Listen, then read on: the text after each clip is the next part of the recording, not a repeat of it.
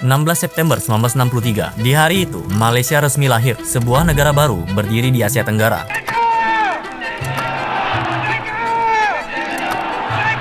Tapi di waktu yang sama, Indonesia justru sedang bersiap menghancurkannya. Saya sekarang serahkan kembali kepada rakyat Indonesia.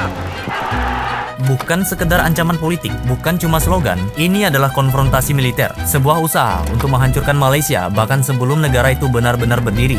Membubarkan negara boneka Malaysia. Dan ya, kita tahu bagaimana akhirnya. Tapi hari ini aku nggak akan bahas kegagalan itu. Yang akan kita tanyakan adalah apa jadinya kalau Indonesia berhasil. Chaos. Is it true that we are starving?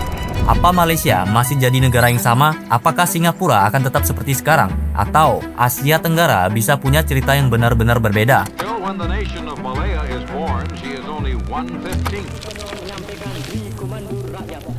Oke, kita mulai dari awal dulu. Tanggal 16 September 1963, Malaysia resmi berdiri. Negara baru ini dibentuk dari gabungan Malaya, Singapura, Sabah, dan Sarawak.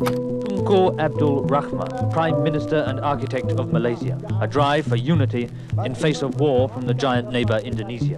The Tunku speech hammers home the need for unity against confrontation. Tapi untuk Soekarno, dia melihat Malaysia sebagai proyek buatan Inggris, sebuah strategi Inggris untuk mengepung Indonesia di kawasan itu. Karena itu, Soekarno menolak keras pembentukan Malaysia. Dan dari situlah lahir kebijakan yang kita kenal sebagai konfrontasi.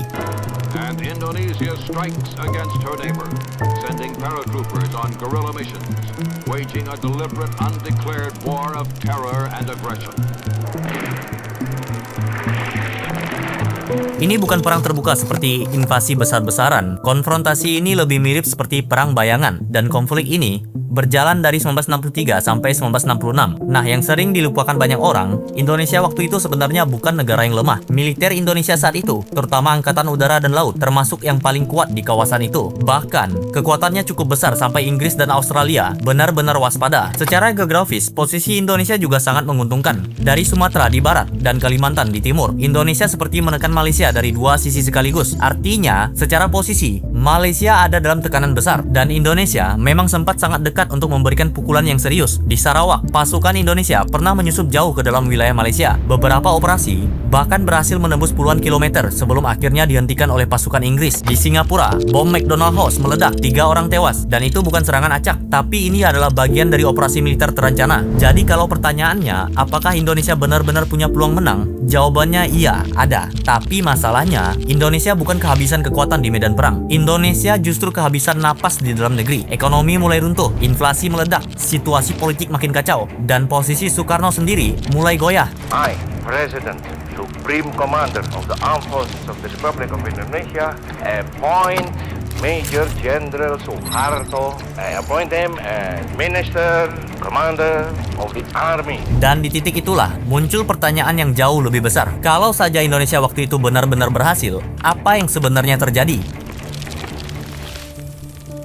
Bayangkan jika operasi itu berhasil, Malaysia menyerah, Sabah dan Sarawak seluruh Kalimantan Utara berada di bawah kendali Indonesia. Lalu sebenarnya, apa yang didapat oleh Soekarno? Jika kita melihat konteks sejarahnya, dan tentu hal ini sangat menguntungkan Soekarno. Pada saat itu, Sarawak sudah memiliki minyak sejak awal 1960-an. Bahkan, perusahaan Shell telah beroperasi di wilayah itu sejak tahun 1910. Sabah memiliki hutan tropis dengan kekayaan alam yang sangat besar. Dan siapapun yang menguasai Kalimantan Utara juga akan memiliki posisi strategis di kawasan itu. Sekilas, semua ini terlihat seperti kemenangan besar. Namun, sebelum sampai pada kesimpulan itu, ada satu hal penting yang harus diperhatikan. Kondisi Indonesia pada saat itu. Pada tahun 1965, inflasi Indonesia mencapai 600%. Harga barang naik cepat, hampir berkali-kali lipat dalam 1 tahun. Beras menjadi barang yang sulit dijangkau. Dalam situasi seperti itu, muncul pertanyaan sederhana. Apakah Indonesia mampu menanggung wilayah baru yang bahkan lebih luas? Ditambah lagi, di sini ada hal yang sering terlewat. Penduduk Sabah dan Sarawak terdiri dari berbagai kelompok, memiliki identitas, bahasa, dan budaya yang berbeda. Dalam proses pemungutan suara pada saat itu, mayoritas justru memilih bergabung dengan Malaysia, bukan Indonesia. Artinya, mereka tidak pernah secara aktif meminta untuk menjadi bagian dari Indonesia. Namun, persoalan tidak berhenti di dalam negeri. Tekanan dari luar justru bisa lebih besar. Pada masa itu, Indonesia berada di tengah 3 kekuatan besar yang bukan sekedar mengamati dari jauh. Pertama, Amerika Serikat. Saat itu, Amerika berada dalam ketegangan tinggi Perang Dingin. Perang Vietnam sedang berlangsung. Laos mulai tidak stabil. Sementara Soekarno sudah lama menjadi perhatian serius Amerika Serikat, bahkan sebelum konfrontasi dimulai.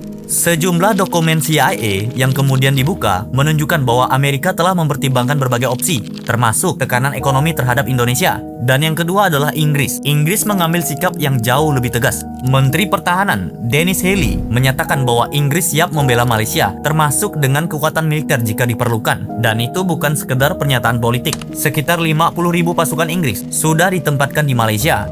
Dan yang ketiga adalah Australia. Perdana Menteri Robert Menzies menyebut Malaysia sebagai garis pertahanan terdepan Australia. Artinya, jika Indonesia menyerang Malaysia, Australia siap terlibat langsung. Ini bukan sekedar peringatan diplomatik, tetapi bagian dari kebijakan Australia. Disinilah letak ironi besarnya terjadi. Jika Indonesia menang secara militer, hasilnya justru bisa menjadi awal dari tekanan yang jauh lebih besar. Embargo ekonomi dari Amerika Serikat, isolasi diplomatik, dan kemungkinan menghadapi koalisi militer dari negara-negara besar yang sulit diimbangi dalam jangka panjang. Sebuah kemenangan di peta yang bisa berubah menjadi beban yang jauh lebih berat dalam kenyataan.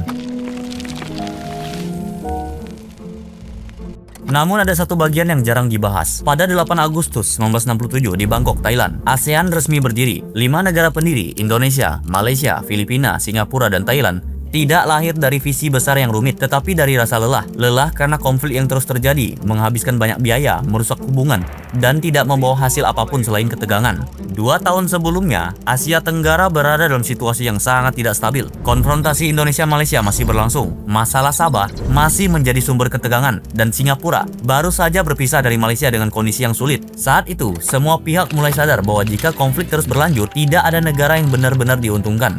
Dalam kondisi seperti itu, kepercayaan hampir tidak ada, dan tanpa kepercayaan, sulit sekali membangun rasa kerjasama. Jika ganyang Malaysia benar-benar berhasil dan konflik terus membesar, besar kemungkinannya ASEAN tidak akan pernah ada. Faktanya, ASEAN justru bisa terbentuk karena Indonesia di bawah Soeharto memilih mengakhiri konfrontasi dan kembali ke jalur damai. Adam Malik, Menteri Luar Negeri Indonesia saat itu, juga berperan penting dalam mendorong kerjasama ini. Tujuannya sederhana, menunjukkan bahwa Indonesia ingin menjadi bagian dari kawasan, bukan sumber konflik. Tanpa perubahan itu, ASEAN mungkin tidak akan lahir, ataupun kalau lahir, Indonesia bisa saja tidak ikut di dalamnya. Dan ASEAN tanpa Indonesia jelas akan sangat berbeda. Sekarang kalian bandingkan dua hal ini.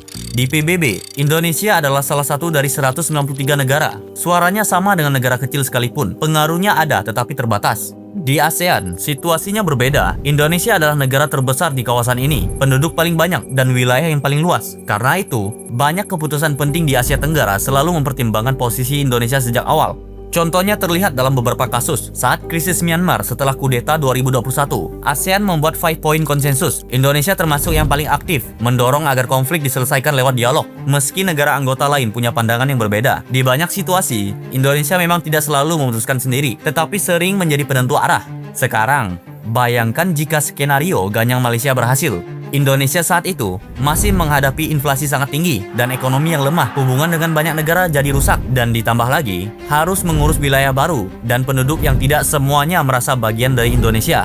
Tidak ada ASEAN, tidak ada kerjasama regional, tidak ada tempat untuk memperbaiki hubungan. Indonesia akan mulai dari awal lagi dalam keadaan yang jauh lebih sulit. Kalau disimpulkan sederhana, kemenangan dalam ganyang Malaysia mungkin hanya memberikan tambahan wilayah di Malaya dan di Kalimantan. Tetapi yang hilang bisa jauh lebih besar, yaitu posisi Indonesia sebagai negara penting di kawasan Asia Tenggara. Komando aksi pengganyangan Malaysia. Kalau dilihat dengan jujur, tanpa dibungkus romantisme masa lalu, peristiwa itu bisa dilihat sebagai salah satu titik balik penting dalam sejarah Indonesia. Bahkan bisa dibilang, itu adalah keberuntungan geopolitik yang sering tidak disadari. Dari kegagalan itu, Indonesia kemudian mulai membuka kembali hubungan dengan Malaysia. Dari rekonsiliasi, lahirlah ASEAN. Dan dari ASEAN, Indonesia mendapatkan sesuatu yang jauh lebih besar daripada yang bisa dicapai lewat konfrontasi militer. Sejarah memang sering berjalan dengan cara yang tidak terduga. Kadang sebuah kegagalan justru menjadi dasar dari sesuatu yang jauh lebih besar. Tapi tentu, ini bukan satu-satunya cara untuk melihat cerita ini. Dan mungkin setiap orang bisa punya penilaian yang berbeda. Karena pada akhirnya, pertanyaan tetap terbuka. Kalau ganyang Malaysia benar-benar berhasil, apakah Indonesia akan menjadi kuat atau justru lebih rapuh dalam jangka panjang?